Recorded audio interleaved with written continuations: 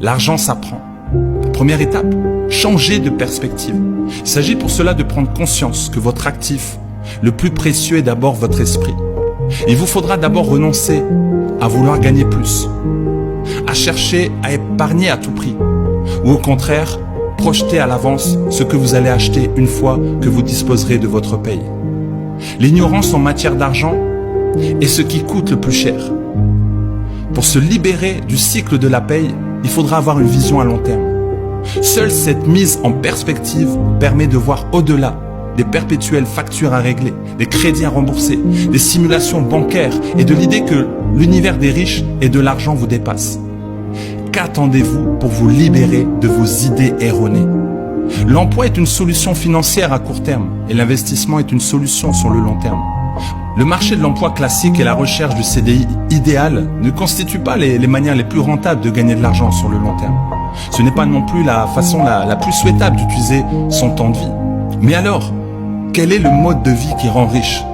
Il n'est pas cohérent de vouloir davantage d'argent et d'adhérer à une vision de celle-ci limitée au règlement des factures, à la consommation de biens matériels, autrement dit, à une forme de survie financière. Cette mentalité est plus liée à la volonté de combler un manque qu'à celle de créer activement les conditions d'une accession financière. Au quotidien, deux émotions vont simplement et inutilement vous faire perdre de l'argent. La peur et le désir. La peur de perdre votre emploi et votre salaire vous pousse à gâcher vos opportunités d'apprendre à gagner de l'argent différemment et à mieux gérer vos pertes.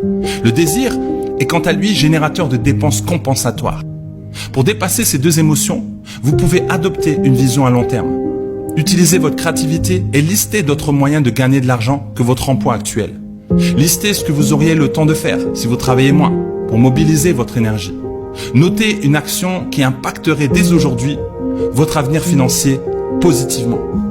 La majorité de la classe moyenne est captive du mythe de la stabilité salariale. Travailler 8 heures par jour vous fait en réalité perdre de l'argent.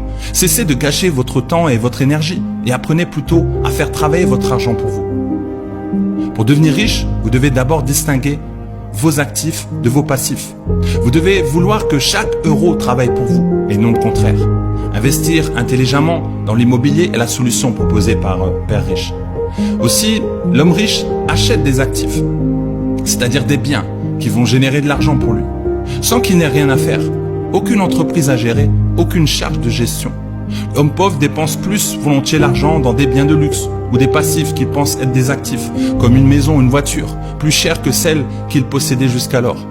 Comme Père Riche, vous pouvez donc plutôt vous concentrer sur l'acquisition d'actifs, tels que les biens fonciers, les obligations, les brevets et propriétés intellectuelles. En résumé, votre indépendance financière ne tient donc pas à une augmentation incertaine accordée par votre employeur.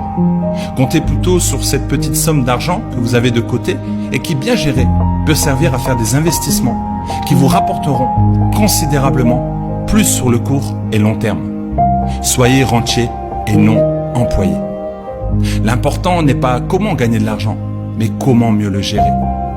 Il est tentant de désirer un meilleur salaire, mais ce n'est pas cela qui vous rendra plus riche.